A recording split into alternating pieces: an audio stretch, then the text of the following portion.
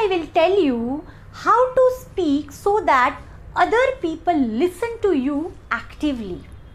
आपने देखा होगा कई बार हम जब बात करते हैं, बोलते हैं, people do not give a response to us. वो मोबाइल टैप करते हैं, they look here and there, इधर उधर वो देखते हैं. So why this happens? Today I will share you all the 5 to 6 tricks in this video. So are you an employee or employer, entrepreneur, whatever you are, this video will be very helpful to you. Because इसमें मैं कुछ tips बताने वाली हूँ, अगर उसको आपने अपने लाइफ में अप्लाई कर दिया then your communication pattern will change drastically, believe me.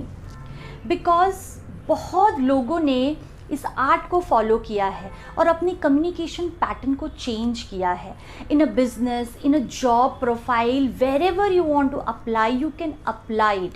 Because communication एक ऐसा आर्ट है, एक ऐसी स्किल है जो आपको हर जगह लगेगी. Because in 24 hours we are communicating 15 to 16 hours. अगर आप देखोगे तो we are communicating with our parents, we are communicating with professional person, we are communicating with vendors, customers. Every time we are communicating, हम बिना communicate किए बिना रह ही नहीं सकते.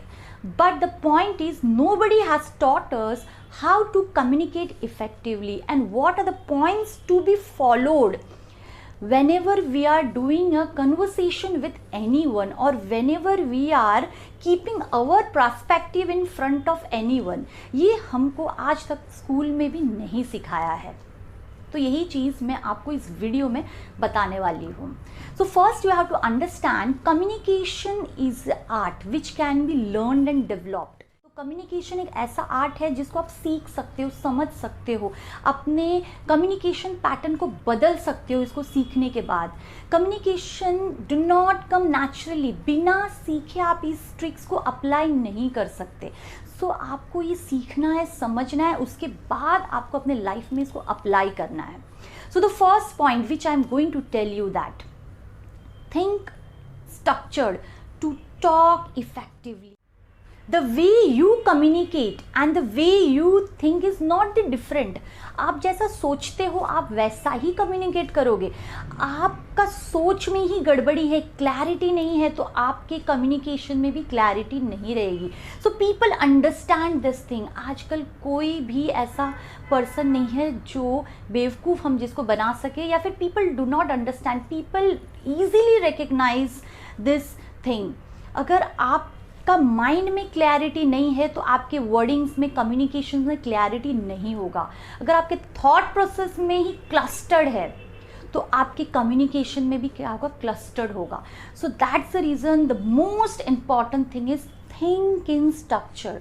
तो आप स्टेप बाय स्टेप सोचेंगे तब जाके आप जब कम्युनिकेट करेंगे so you can release your word step by step. So that is the first pattern. Think structure to talk effectively. जब तक आपके माइंड के जो थॉट्स है उसका पैटर्न सही नहीं होगा, वो जब स्ट्रक्चर में नहीं रहेगा, तब तक आप इफ़ेक्टिवली बात नहीं कर सकते. अपना पर्सपेक्टिव, पॉइंट ऑफ व्यू सामने वाले को एक्सप्लेन नहीं कर सकते. So that's the reason you have to follow this step.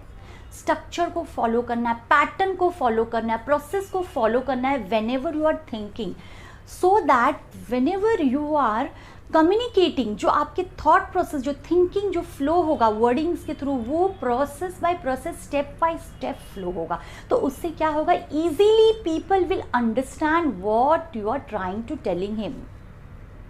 So this was my first point. It's a very important point. Is think fast and speak slow. तो आपको क्या करना है, थिंक करना है फास्ट and talk करना है slow. You have to speak slow. Why? Because many of them I have seen they speak so fast. इतना जल्दी जल्दी हड़बड़ा में बोलेंगे बट माइंड में इतना थॉट प्रोड्यूस नहीं हुआ है एंड आप स्पीड में बोले जा रहे हो. So what will happen, distribution कैसे होगा. अगर प्रोडक्शन नहीं हुआ आपके माइंड में थॉट्स के तो डिस्ट्रीब्यूशन में प्रॉब्लम आ जाएगा. तब आपको पॉज लेना पड़ेगा, तब आपको हड़बड़ी में दिस, तो हमेशा आपको पॉज ले लेके बात करना पड़ेगा, बिकॉज क्या होगा, आप इतना स्पीड से बोल रहे हो, उतने स्पीड से आपका माइंड सोच नहीं पा रहा है. So that's the reason your speed of thinking should be always high as comparatively you are speaking और कम्युनिकेटिंग. तो क्या होगा, जैसे आप कम्युनिकेट कर रहे हो तो आपके माइंड में ऑलरेडी 1 से 2 पैटर्न ऑफ थॉट्स रेडी रहेंगे. सो आपको पॉज लेने की ज़रूरत नहीं है, आपको हाँ हूँ ऐसे करने की ज़रूरत नहीं पड़ेगी. So point number 2 is very important, think fast and communicate slow. तो इससे आपको भी आसानी हो जाएगी, आप आराम से बोल पाओगे, आपको टाइम मिलेगा थोड़ा सोचने के लिए, पॉज लेने की ज़रूरत नहीं पड़ेगी और ना ही हड़बड़ाने की ज़रूरत पड़ेगी. Point number 3, do not use heavy vocabulary. बहुत लोग क्या करते हैं, अपने आप को सुपीरियर पोजीशन में लेके जाने के लिए बहुत हाई फंडो इंग्लिश वर्ड यूज़ कर लेते हैं. सो उससे क्या होता है, आपको तो पता है, बिकॉज आप तो रिसर्च करके आए हो, आप तो गूगल में देख के आए हो, डिक्शनरी में देख के आए हो, you know the meaning of that word, but the other person जो सुन रहे हैं आपकी बात, उसको पता नहीं है. So always use a easy and simple word when ever you are communicating, ताकि सबको पता चले, भले वो कोई भी लेवल का माइंडसेट हो, उसको पता चले. मीनिंग्स उसको समझ में आना बहुत ज़रूरी है. And if you are expecting, अगर आप अपने टीम के साथ बात कर रहे हो और यू आर एक्सपेक्टिंग कि टीम एक्शनिंग ले, अगर उनको पता ही नहीं चला कि व्हाट यू आर कम्युनिकेटिंग, तो एक्शनिंग तो पॉसिबल ही नहीं है कि वो ले सकेंगे. So when ever you are speaking, so you have to take care of your vocabulary also, कि वो जितना सिंपल और जितना ईजी रहेगा उतना अंडरस्टैंडेबल रहेगा बाकी लोगों के लिए. Number 4, keep the communication short. आप कम्युनिकेशन को जितना शॉर्ट कर पाओगे उतना आपके लिए अच्छा है. Reason, you have to just summarise. आपको ऐसे वर्ड्स यूज़ नहीं करने हैं which is not at all required. I have seen many trainers and coaches, they use such words like I am thinking, या फिर ऐसा हो सकता है. There are lots of words जिसकी कोई रिक्वायरमेंट ही नहीं है, कोई एग्जिस्टेंस ही नहीं है उस कंटेंट में, but then to they use it.